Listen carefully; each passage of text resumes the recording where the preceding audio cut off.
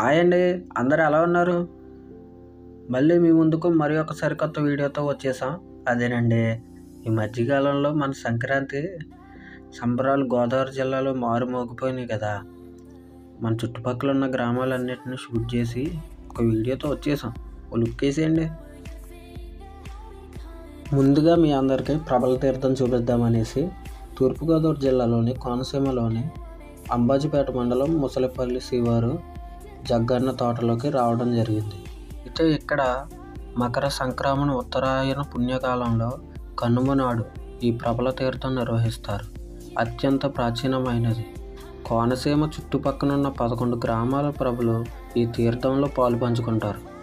ఈ తోటని జగ్గన్న తోటగా పిలుస్తారు. జగ్గన్న తోటలో గుడి కానీ గోపురం కానీ ఉండదు.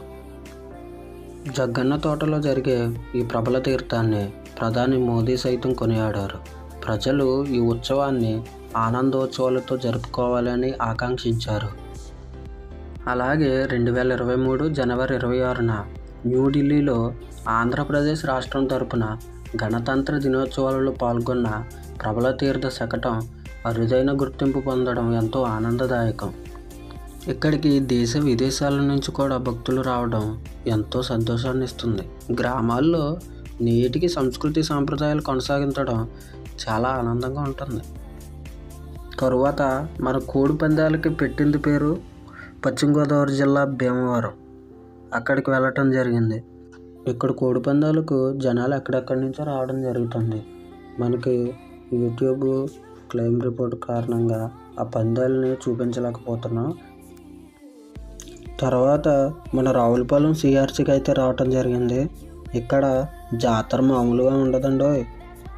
మన గోదావరి జిల్లాలో ఈ సిఆర్సీ వాళ్ళు జరిపే కార్యక్రమాలన్నీ కూడా వేరే లెవెల్లో ఉంటాయి. ఈ సిఆర్సీ వాళ్ళు సంక్రాంతి సంబరాలు సుమారుగా వారం రోజుల పాటు జరుపుతారు. ఇక్కడ జరిగే ఈ సిఆర్సీ ఈవెంట్లకు ప్రముఖ డాన్సర్స్ను మరియు సినీ యాక్టర్స్ను, ఇక్కడ గోదావరి జిల్లాలకు సంబంధించి యూట్యూబర్స్ని తీసుకొచ్చి వారిని సన్మానించడం కూడా జరుగుతుంది. ఈ ప్రోగ్రాము ఒక వేరే లెవెల్లో ఉంటాయి. ఇక్కడ ఈ సంబరాలలో చివరి రోజున సిఆర్సీ వాళ్ళు నిర్వహించే బాణాసంచ మాత్రం చాలా అద్భుతంగా ఉంటుంది.